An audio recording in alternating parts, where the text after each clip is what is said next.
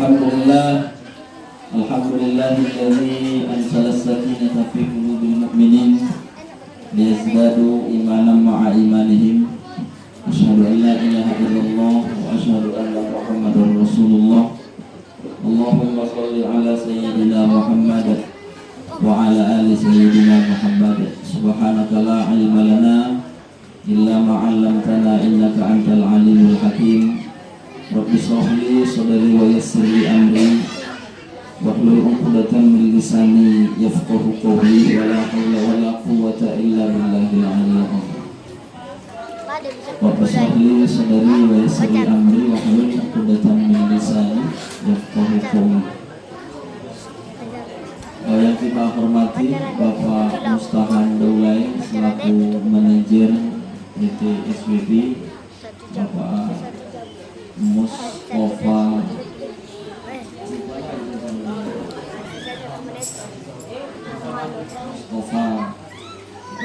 Bakal, Bapak Pak Itonga, staf PT SWP, Bapak RT, Bapak RW, Bapak Lurah, Camat,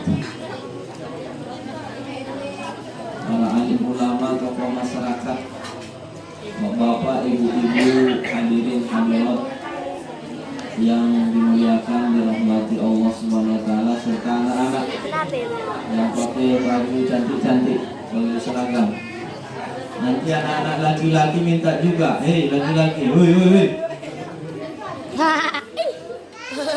Kalau ada seragam anak perempuan laki-laki kau minta, Pak Mustahan ada juga. Remaja Musola Nurul Huda. Nah gitu ya.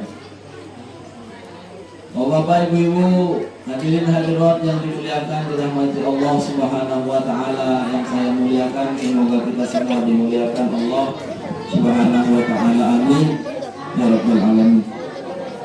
Syukur kita kepada Allah, pada malam ini kembali kita dapat melaksanakan kegiatan kajian, kegiatan keagamaan.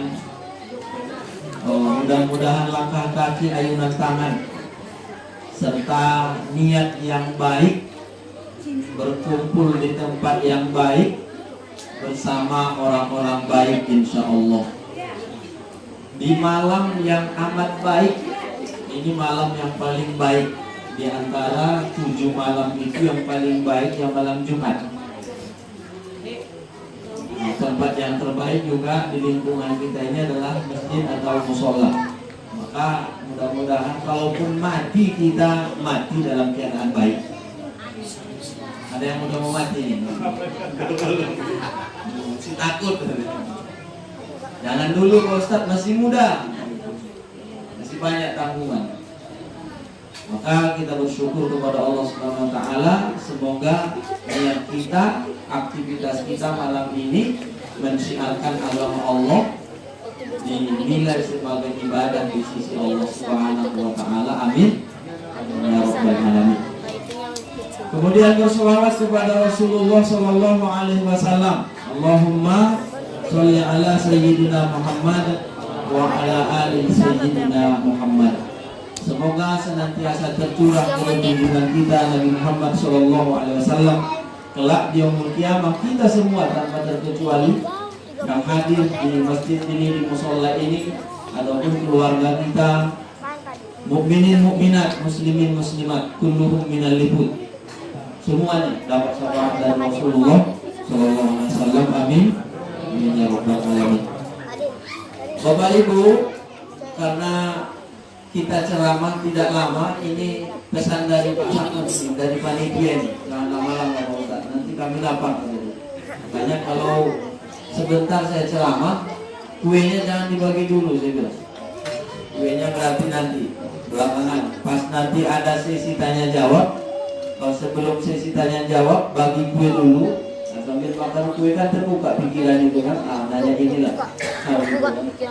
Ya, tulis dari situ apa yang mau ditanyakan, tapi jangan tanya buku sama saya. Seputar agama lah tentunya. Bapak Ibu, kaum muslimin muslimat yang dirahmati dan dimuliakan Allah Subhanahu wa taala. Sebenarnya saya pesan sama Pak Saman ini kita adakan kegiatan Isra Mi'raj. Tapi nampaknya sambutan Pak Daulay tak menyinggung Isra Mi'raj. Dia hanya menyinggung programnya dia pas baru di sini gitu kan. Protokol juga gak menyinggung itu. Karena udah dibuat di divisi 8 PR itu mestinya mau dibuat di sana di 3 RT. Kalau kami di Pekanbaru Pak, di masjid dibuat, perwiritan paguyuban dibuat, di tingkat RT RW dibuat, nanti di kantor dibuat. Jadi macam-macam. Kan ustaznya juga beda. Ustaznya beda. Jadi beda menunya nanti. Memang subhanallah juga yang dibaca ayatnya, tapi mungkin ada pengetahuan tambahan yang kita dapatkan. Nah, syiar itu begitu. Dan kita kan ngaji agama ini juga ada bosan-bosan, Pak. Dan tidak boleh bosan. Tidak boleh bosan. Anak-anak, woi. Ini nggak bisa, ini berdiri lah saya.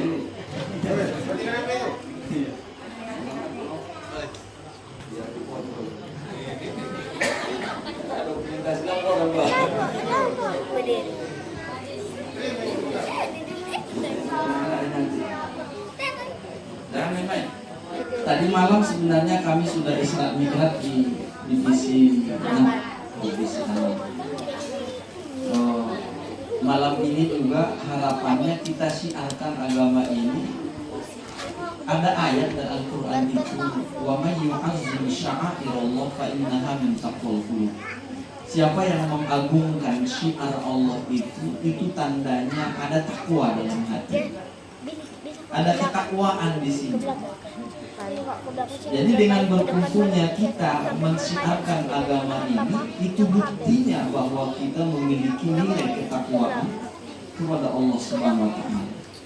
Kalau ada ketakwaan, berarti potensi untuk menjadi mulia kita di hadapan Allah besar. Kan itu dia, Pak. Yang termulia di hadapan Allah di antara kamu adalah yang paling bertakwa. Bukan yang paling cantik bajunya. Bukan yang paling cantik rupanya. Bukan yang paling ganteng. Yang ganteng-ganteng. Yang paling banyak hartanya. Tapi yang paling bertakwa kepada Allah Subhanahu wa taala. Bapak Ibu, hikmah dari Isra Mi'raj itu sebenarnya oleh para ulama menyampaikan setidaknya ada 4.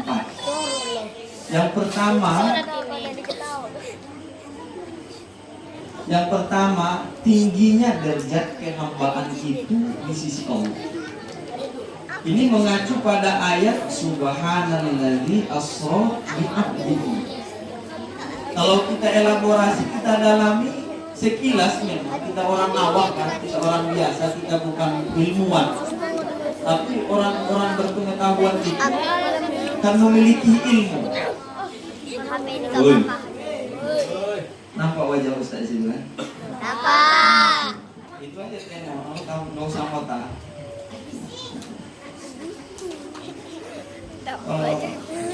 Subhanalladzi asra bi 'abdihi laila minal masjidil haram ilal masjidil aqsa. Yang berangkat itu, yang Isra Mi'raj itu siapa Bapak? Nabi Muhammad. Kenapa Tuhan tidak sebutkan kalimat ini bi Muhammad, tapi dia sebutkan bi 'abdihi? Baca ya ayatnya kan, udah hafal mungkin semua. Satu ayat itu, saya juga dapatnya satu ayat itu juga. Coba anak-anak dapat nggak pangkal surat Al-Isra itu?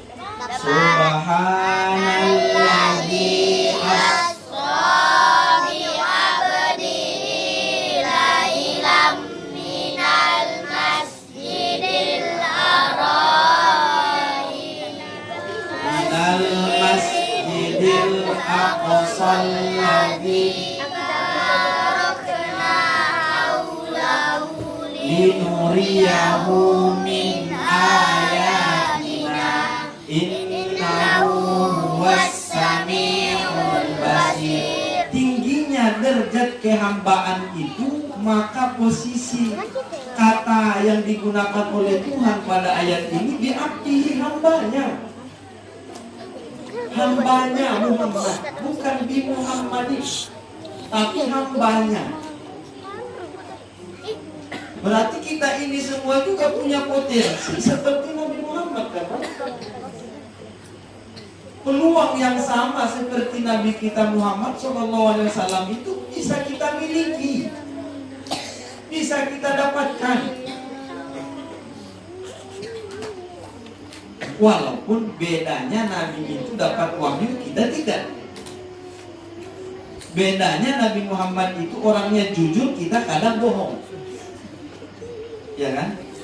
Iya, jujur. Jadi jangan sampai kemudian perjalanan kehidupan kita ini kita diperhamba oleh selain daripada Allah. Majikan kita itu kan yang Maha Kuasa. Allah majikan kita. Karena dengan bahasa hamba, kalau dulu bahasa hamba ini di orang Arab itu hamba sahaya, budak. Orang Melayu ada juga budak. Budak tuh, budak kecil anak-anak. Orang Melayu bilang anak-anak tuh budak-budak. Budak-budak tuh jangan main lagi budak tuh. Kalau budak itu di dunia ini apa aja perintah tuannya itu mesti dilakukan. Bahkan dia boleh diperjualbelikan, Pak. Dijual budak tuh. Berapa harga budakmu ini? 5.000, 6.000, 7.000. Murah deh harga manusia. Maaf cakap, kalau kita punya budak dulu, perempuan budaknya itu boleh digauli, maaf. Sebegitu rendahnya posisi budak itu. Kalau sekarang tak ada budak lagi, tak ada hamba lagi sekarang. Jadi maunya kita ini jangan diperbudak oleh dunia. Itu maknanya. Akidah kita ini, keyakinan kita ini harus kuat, harus bagus kepada Yang Maha Pencipta.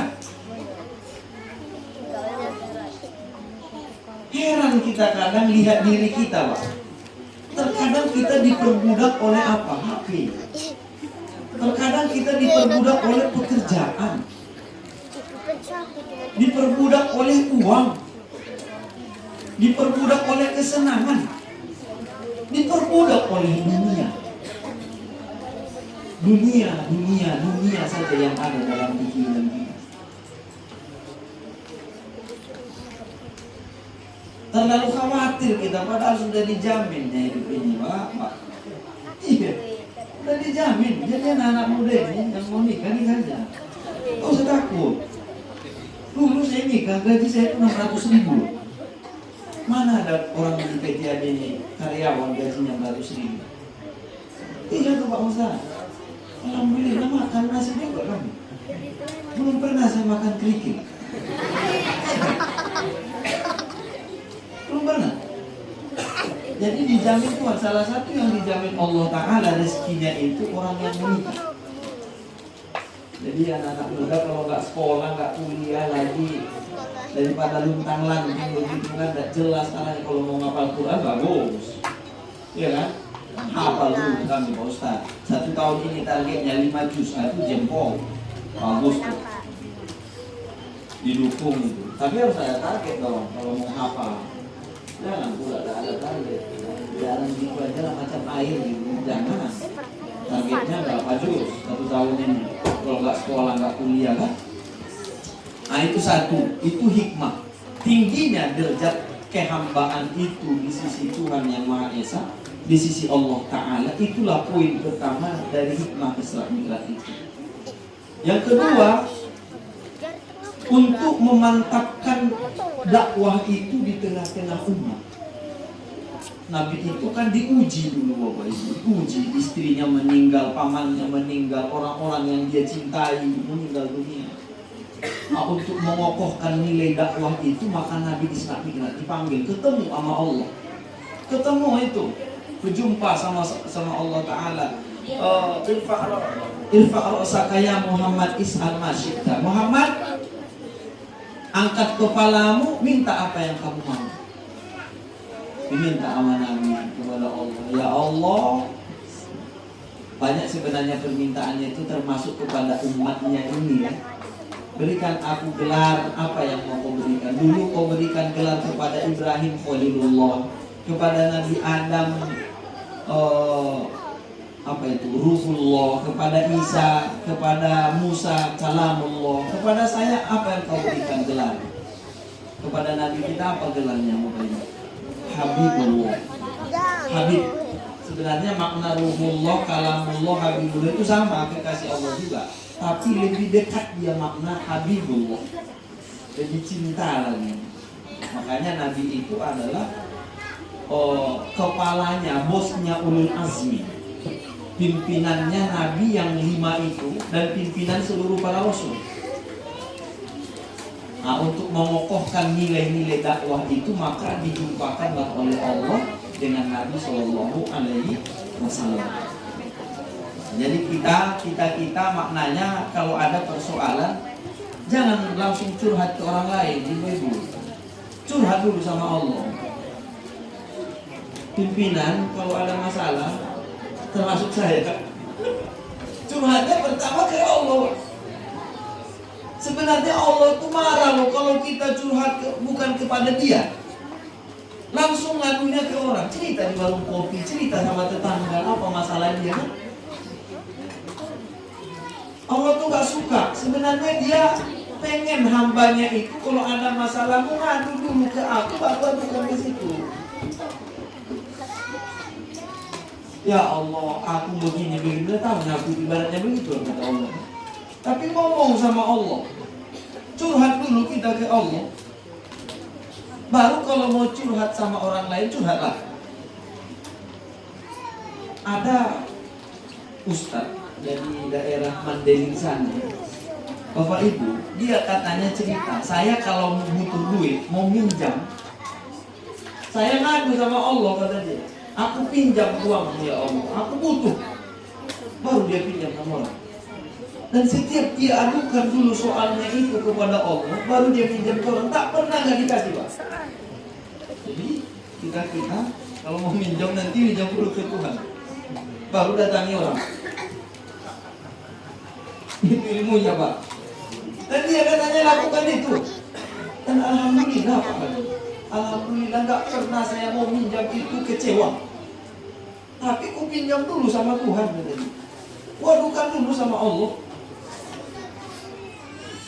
Bapak Ibu, habis waktu kayaknya Pak sama. Oh, 5 menit lagi. 5 menit lagi. Sabar ya Bu, kuenya bentar lagi. Anak-anak sabar ya. Yang ketiga hikmahnya menyampaikan kebenaran meskipun pahit. Kenapa rupanya perjalanan Isra Mi'raj itu di luar nalar, di luar akal manusia. Perjalanan 1500 kilo itu ditempuh hanya kurun waktu sekitar 4-5 jam. Itu kan luar biasa tuh. Naik lagi ke langit yang pertama, kedua, ketiga, sampai ke-7, sampai ke Sidratul Muntaha, sampai ke Aras. Wallahu a'lam di mana tempatnya Nabi bertemu dengan Allah. Ya kan? Itu kan gak masuk di akal kita, gak masuk di akal orang. Pagi-pagi Nabi itu pulang Isra Mi'raj, dia umumkan. Dia bilang sama Abu Jahal, "Paman, apa tuh Muhammad? Aku tadi malam berangkat ke Masjidil Aqsa, Palestina atau Yerusalem. Terus aku naik bertemu Tuhanku. Aku diperintahkan dan juga umatku untuk sholat 5 waktu semalam." Abu Jahal lah pula yang Lahab kan. Abu Jahal disampaikannya begitu. Jadi yang mengumumkan ke penduduk warga itu bukan Nabi kita lagi, Abu Jahal. "Woi penduduk kampung, kumpul dulu kalian sini. Mau kumpul sini, mau kumpul. Ayo. Karena Abu Jahal itu kan termasuk orang terpandang di kota Makkah itu. Kumpul. Jadi yang mengumumkan berita Isra Mi'raj pertama itu setelah disampaikan Nabi ke Abu Jahal, ya Abu Jahal sendiri. Kumpul orang ramai-ramai. Saksikanlah orang gila ini, dia mau ngomong, kata dia. Saksikan orang gila ini. Dibilangnya gila Nabi Muhammad. Saudara-saudara kaum muslimin, kaum muslimin belum ada di situ, muslim semua kan. Saudara-saudaraku kaum Quraisy yang ada di sini, bahwa tadi malam aku melaksanakan perjalanan mulai dari Masjidil Haram Makkah menuju Masjidil Aqsa Palestina, naik ke langit, kemudian pagi ini saya sudah sampai di sini lagi. Abu Bakar, kata Abu Jahal, percaya kamu sama Muhammad Tuhan? Percaya kamu sama dia Tuhan? Kata Abu Bakar, kalau Muhammad yang sampaikan Abu Jahal, jangankan itu, percaya aku. Keliling dunia pun Nabi Muhammad satu malam itu percaya aku kalau Muhammad yang lakukan, kata Abu Bakar. Mulai dari saat itulah diberikanlah gelar kepada Abu Bakar As-Siddiq, yang membenarkan berita tentang Isra Mi'raj itu. Pertama kali orang membenarkan itu. Kapoklah Abu Jahal, bahaya juga Abu Bakar ini, kata dia. Rupanya kalau Muhammad yang ngomong, Abu Bakar nggak pernah nolak, dibenarkan semua. Bapak Ibu, kadang-kadang memang kebenaran itu pahit untuk disampaikan, tapi harus disampaikan walaupun pahit. Qulil haq walau kana murra. Katakan kebenaran itu meskipun pahit. Tapi jangan terlalu jujur kalau dengan orang rumah, Pak. Iya kan? Kasus nanti kan. Bang, gimana aku bang sekarang? Masih cantik atau enggak? Jelek lah, kata apa? Jujur Bapak tuh kan. Karena sudah usianya makin lama kan makin lanjut ya. Jujur kawan tuh kan. Itu pahit itu kan. Ditelan. Nah Bapak Ibu jemaah yang dimuliakan Allah, itu yang ketiga poinnya. Bahwa dakwah itu terkadang, kebenaran itu kadang pahit, tapi dia mesti dan harus disampaikan. Kadang berisiko. Nah itu nilainya tuh. Gak diterima banyak orang, tapi dia harus tetap jalan kebenaran. Nah, jadi kita pun bapak-bapak, ibu-ibu, kalau masih ada yang belum di jalan yang benar, nasihati. Tokoh-tokoh masyarakat, alim ulama, berdakwahlah terus. Apa yang bisa kita lakukan? Apa yang bisa kita buat? Nah, jadi kuncinya adalah, motto kita adalah membiasakan kebenaran, bukan membenarkan kebiasaan.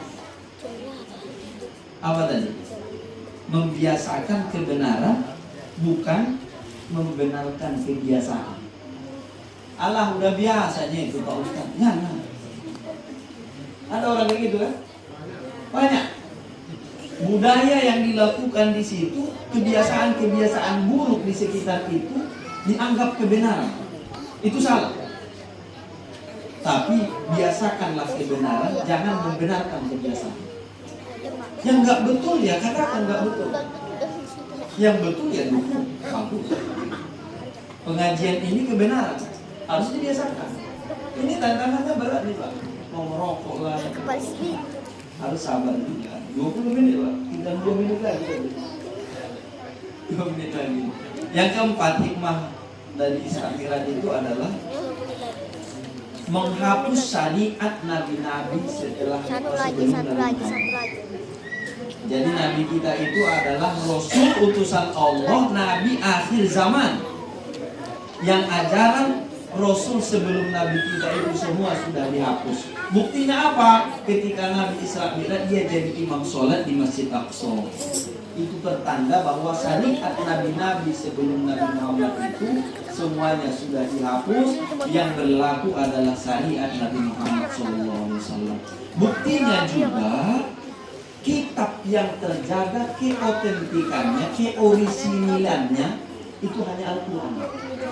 Kalau Injil, Taurat, yang lain-lain itu nggak terjaga keabsahannya, tidak ada campur tangan manusia di dalam. Kalau Al-Quran nggak bisa dijaga, dan dijaga oleh hafalan-hafalan umat Islam. Tidak ada catatan sejarah selain kitab Al-Quran yang paling banyak di dunia ini. Manusia menghafal, anak kecil bisa hafal. Inna nahnu nazzalna dzikra wa inna lahu lahafizun. Itu memang jaminan, Pak, garansi dari Allah. Kami yang menurunkan Al-Quran, kami juga yang jaga. Melalui siapa dia jaga? Melalui lisan hamba-hambanya. Pernah dulu Pak tersebar itu surat-surat yang tak sesuai dengan surat dalam Al-Quran, itu langsung hati-hati beli Al-Quran yang ada nama-nama suratnya ini. Langsung. Satu, saya dulu pernah ikut pelatihan workshop tentang bagaimana mengajarkan Al-Quran itu menghafalnya itu. Itu Ustaz Al-Muzammil MF namanya, orang Jakarta dia. Itu satu baris saja Pak, dia tahu. Barisnya salah, aturannya di bawah, kita baca di atas atau depan. Tahu dia? Salah barisnya. Jangankan panjang pendeknya kan. Si Yogi tadi masih ada saya dengar yang panjang pendeknya pula. Karena kebetulan amat surah An-Naba itu hafal juga saya. Gitu. Pas pula yang saya hafal itu dia bawa di sini kan. Ada beberapa tadi saya tengok, ada 2-3 lah panjang pendek. Pak Saman tahu juga itu. Karena dia tadi nengok Quran juga saja. Nah, jadi Bapak Ibu jemaah yang dimuliakan Allah Subhanahu wa taala, inilah poin-poin yang kita ambil dari perjalanan Isra Mi'raj itu. Apa tadi yang pertama? Satu, ketinggian kehambaan itu di sisi Allah Subhanahu wa taala. Kita ini jangan menghamba selain kepada Allah. Mintalah kepada Allah, jadikan di hatimu itu hanya Allah. Ya bekerja itu kan harus tulus juga, mesti juga kita bekerja untuk dunia itu kan. Dan cari kita bekerja jujur itu bentuk penghambaan juga kepada Tuhan. Amanah itu penghambaan juga kepada Tuhan. Nah, yang kedua tadi itu untuk pembekalan ketangguhan dakwah. Nah, jadi dakwah itu ternyata diuji dan dia harus ditangguhkan, dibaguskan. Yang ketiga, bagaimana menyampaikan kebenaran itu mesti dilakukan meskipun ia pahit. Yang keempat, syariat Rasul terdahulu itu telah dihapus oleh syariat Nabi Muhammad SAW.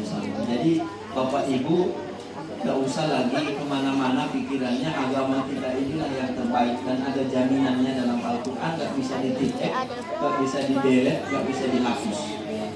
Nah, mudah-mudahan kita semuanya tetap berada dalam keimanan, tetap kita bersama-sama. Tentu meramaikan masjid musola kita ini juga harus. Ya Bapak ya, Bapak suami-suami jangan jadi suami soleha. Jadi suami itu suami soleh, bukan suami soleha. Kalau suami soleha sholatnya di rumah, yang istri baru soleha. Nah gitu dia. Jadi suami jadilah suami soleh, jangan jadi suami soleha. 1 langkah, 2 langkah, 3 langkah ke musola itu terhitung pahala, dihapus dosa, diangkat derajat oleh Allah. Begitu juga pulangnya, 1 langkah, 2 langkah, 3 langkah itu dihitung sebagai pahala, dihapus dosa dan juga diangkat derajat. Ini yang dapat saya sampaikan. Mudah-mudahan bermanfaat. Mohon maaf atas segala kekurangan, kehilapan. Terima kasih atas pendengaran perhatian. Subhanakallahumma wa bihamdika asyhadu an la ilaha illa anta astaghfiruka wa atubu ilaik. Assalamualaikum warahmatullahi wabarakatuh.